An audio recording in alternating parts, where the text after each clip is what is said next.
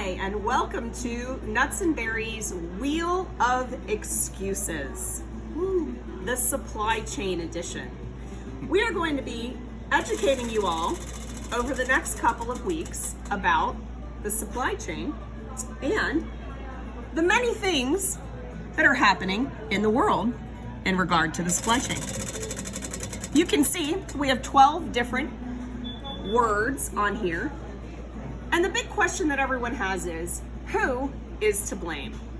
Well, since we can't blame Kevin, we thought that maybe we would talk about some of these things for you all, because we have some inside information, some insight as retailers as to why some of this is coming on. We also have a lot of opinions, as you all probably know if you've ever been on any of our fun videos before. So my name is Mary Geyer. I am one of the owners of Nuts and Berries, and this is Kevin Parker, one of the other owners of Nuts and Berries, and this is the Wheel of Excuses.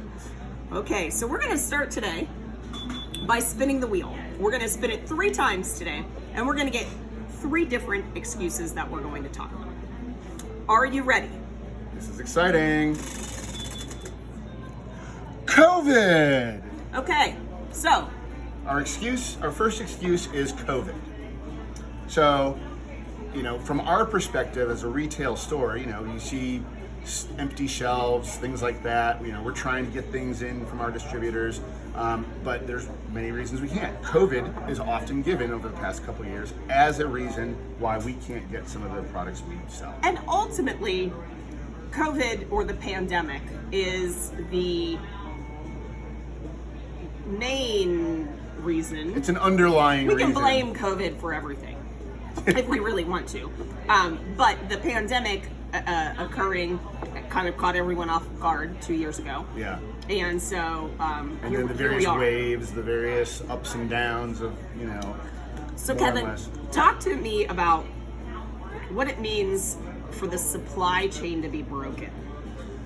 For the supply chain to be broken, it could be a variety of things. It could be that our distributors that we get products from aren't able to get products from the actual manufacturers. It could mean that the ability to transport things via ship or truck or however they get transported, maybe they don't have drivers. Maybe we see the news stories about all the ships that are backed up in the West Coast and on the East Coast. It could be any one of those reasons. It could be that the inability to get raw ingredients by, the company that makes loaves of bread and they can't get enough flour, for any of those same reasons. But it's a ripple effect that can go from the manufacturer all the way to the retailer who sells it to them. So let's talk about the supply chain in general. To make one product, this is just a random product I just pulled off of our shelf. Soap, okay? You have to have ingredients. So we find these ingredients on here, and there's a whole bunch of ingredients. These ingredients just don't come out of the air, right?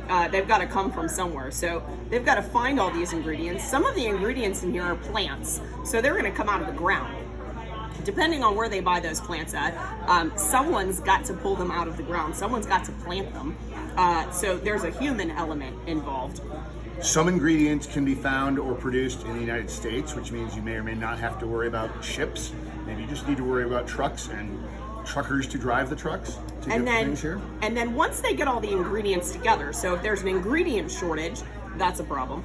And then once they get all the ingredients together, they put them all together to make the soap itself, okay? Yep. So somebody's got to do that, or somebody's got to run the machine that does that. And then you got to have the container. So you get this container. This top part is a separate piece, so that's going to come from a different place. And for the most part, almost all the plastic containers that we use come from a foreign country, a lot of times China.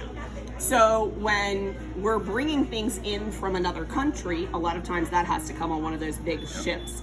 And so that can cause delays.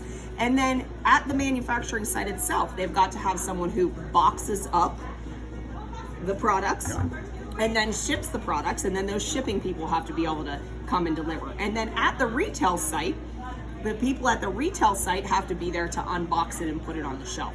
And so there's humans all the way along during this process. So when it comes to COVID, we're talking about COVID, as the reason for the supply chain issues when it comes to COVID.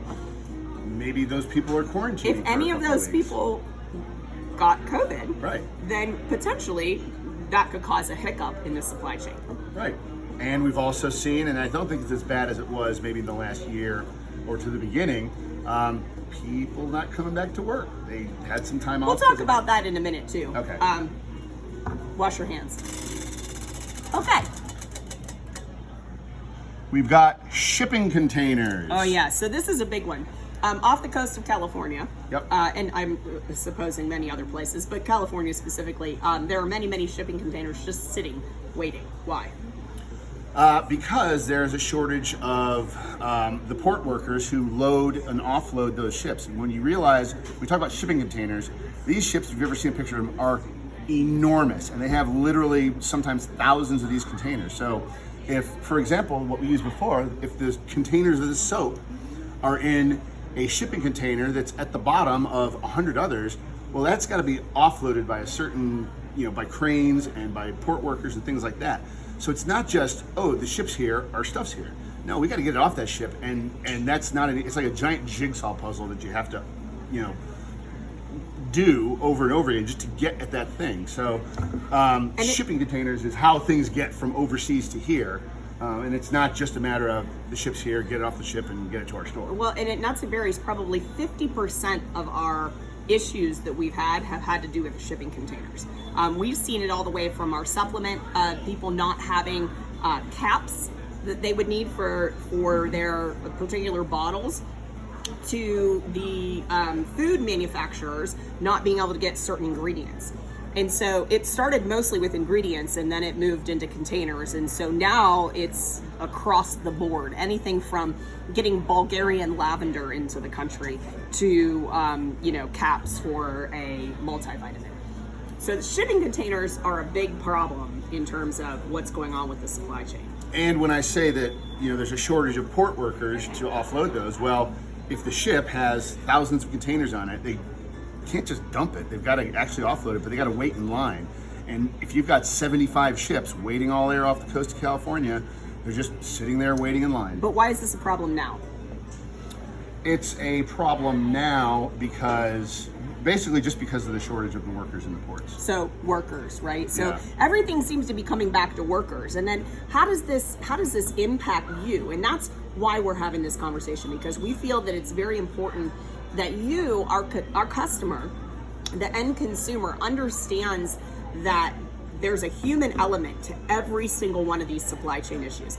And you'll see one of our excuses on here is greed. And not all of the answer is greed. And as a small business owner, I feel that it's my responsibility to educate you that in our case, raising prices, we are seeing every single one of our vendors increase prices.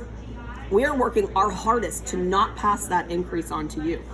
We are actually lowering prices in some instances so that we can earn your business in many ways in your pantry, okay?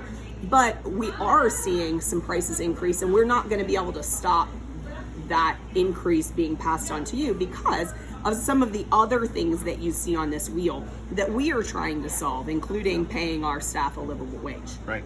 So let's spin again. Another excuse. What is it? Oh, it's greed again. Oh, greed. Well, greed. I'm glad that we're going to talk about greed. Let's talk about greed. The other day I was reading some comments on a Facebook post because I find that entertaining.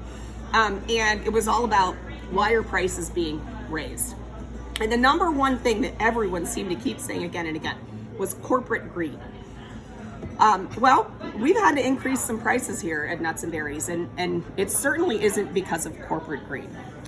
First, we have seen an increase in our costs from the manufacturer go up. Why? Because those manufacturers are having to pay more to get their items brought into the country if they're not from the country. Those manufacturers are having to pay more for transportation costs to get the items to us. Why? Because there's a labor shortage. And what happens when there's a labor shortage is that the positions that are being filled have to be filled with a greater cost. Yep. We're having to pay our staff members more. And honestly, I'm happy to do it. I mean, we love our staff. We have a fantastic staff here. And so a livable wage in Atlanta is not the same as a livable wage in New York City. And a livable wage in California is completely different than a livable wage in Atlanta. And so we have brought our full-time staff members up to livable wage across the board. And because we did that, we've had to pass on some of those increases. But when our manufacturers are also doing that, we're seeing increased prices there as well. Maybe some of the big manufacturers are greedy. But I know that the little people, the small vendors, the local businesses that we deal with, and we have hundreds of local businesses that we deal with, they're not raising their prices because they're greedy. They're raising their prices because everything has gone up in price over the past 2 years. And so we're seeing that go along. It's not greed, it's survival. Right. At the end of the day, there's a certain amount of profit that we do need to make to stay in business.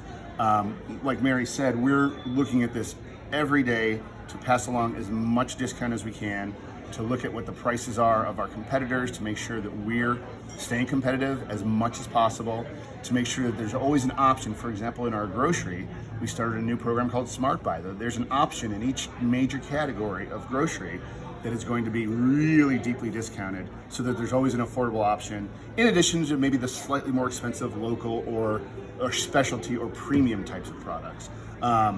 But it's something that's on our mind every day. The costs have just gone up across the board. We're managing it as much as we can, but in some cases we just do have to pass them along a little bit. So we ask you to shop small, support local, and tune in next week as we do some more Excuses. Wheel of Excuses.